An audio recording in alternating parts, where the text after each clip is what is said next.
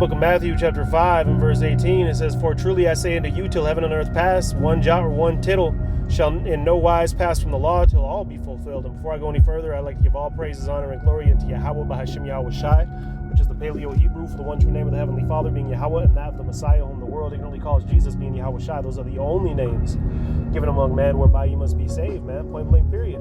You see? As it is written in Acts 4 and 12, the book we all claim to believe, but guess what, man? Right? The book of Matthew, the 15th chapter, right, tells us this. This is Matthew 15 and 8. It says, "This people draweth nigh unto me with their mouth, and honoreth me with their lips, but their heart is far from me. But in vain they do worship me, teaching for the doctrines and commandments of men." Right? That's what religion is, man. The commandments and doctrines of men, not of what the Bible actually says. Which is why they err not calling upon the proper name. Right? They say Jesus, which the letter J wasn't even derived until the 16th century. Right? They say he has many names, which, you know, he doesn't, man. He has one name. He has many titles. The Heavenly Father has many titles, man. Just one name. You see, and they even go as far as telling you that the laws are done away with, man. But as we just read, Matthew 5 and 18, reading it again, "For truly I say unto you, till heaven and earth pass." Has heaven and earth passed? The answer is no. One jot or one tittle shall in no wise pass from the law till all be fulfilled. Right? And you see the topic of the lesson, man. Something along the lines, and I'm gonna name it the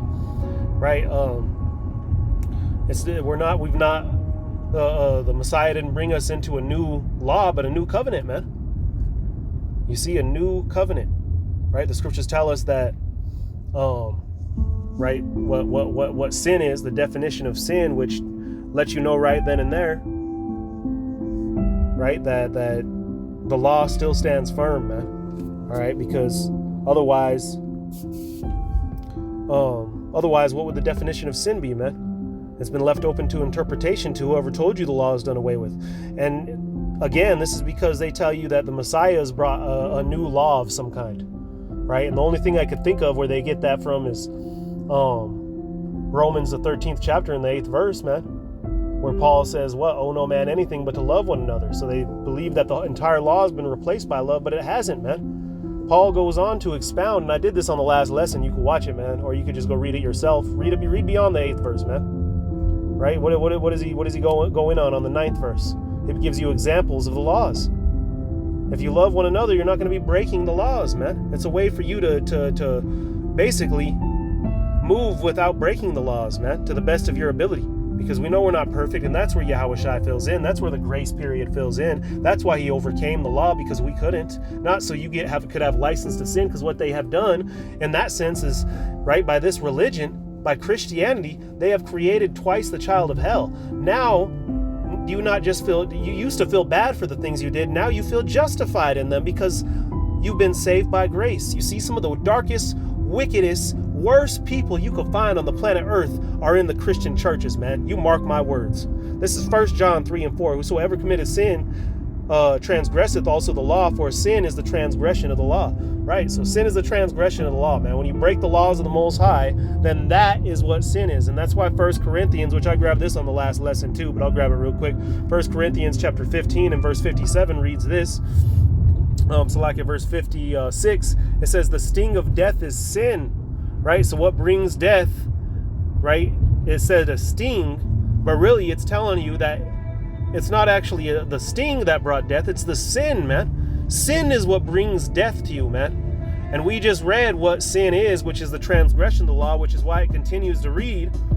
And the strength of sin is the law. So to strengthen you against sin, we've been given the law, right? So again, what they've created within the religion of Christianity is complete demons, man.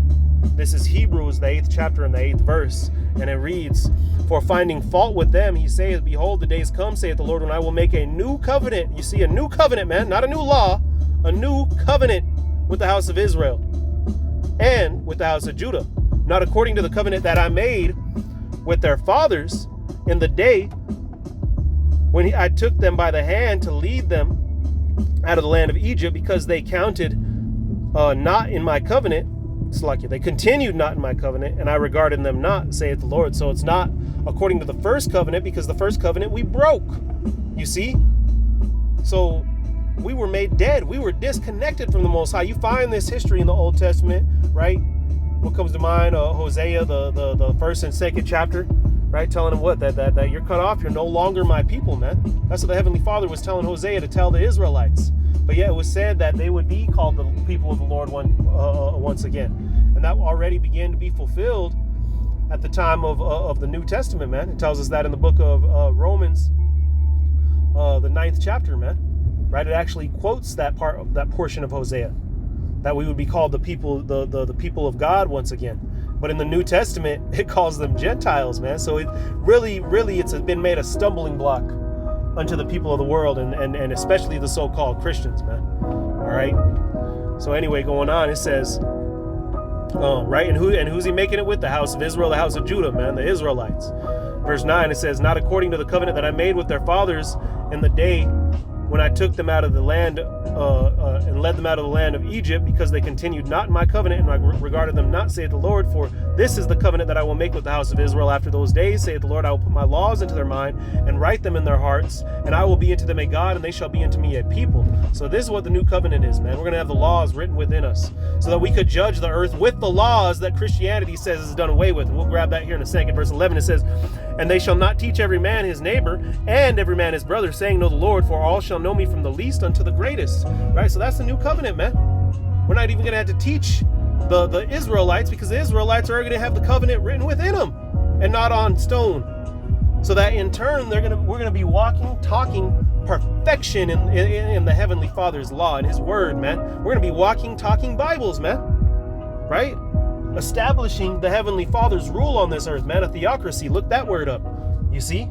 And if the law is written within us, meaning we cannot sin, then that means we will not die, as we just read in the book of 1 Corinthians, man. So now it all comes together. Now you're understanding the new covenant, the kingdom of heaven, right? The Israelites, right? The immortality, man. All of it's all coming together, right? That's what happens when you deal with the truth, man. When you deal with a lie, everything just pulls apart, right? Like they say, you start pulling at the threads, and eventually the whole garment's going to come loose, man. All right, but anyway, let me go ahead and end it on that Malachi. All right,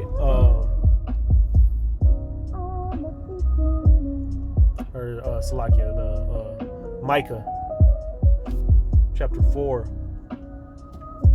And I'll just get to the point. Verse 2, it says, and many nations shall come and say, come, and let us go up to the mountain of the Lord, the power of the house, and to the house of the power of Jacob, and he will teach us of his ways, and we will walk in his paths.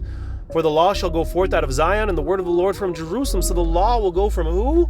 The Zion, the Israelites, the people who have the law written within them, man, by this new covenant. The old covenant was written on stone. The new covenant is written within you, man. That's what Yahweh Shai came to do. Verse 3, and by him overcoming the law, we've been able to overcome the law. You see, that's why the scriptures read the way they do, man. It's not that, oh, he's overcome, so now you're over the law. Now the law has been broken, and there's a new law by Jesus, which is love. No, man. Completely confusion is what they have spread. Right? Anybody with half a mind should be able to see it, man. Well, hey, that shows you that we've been blinded, man. Because once we've been quickened, it's like crazy to see that the diluted mind state that we were in. Verse 3, it says, and he shall judge among many people and rebuke strong nations afar off, and they shall beat their swords into plowshares and their spears into pruning hooks. Nation shall not lift up sword against nation, neither shall they learn war anymore. So we ain't going to learn war anymore, man. We're going to be right in tune with Yahweh by Hashem Yahweh Shai. It's going to bring world peace, because all the nations are going to follow not their own laws and not the laws of this backstabber, kill your brother way of Esau,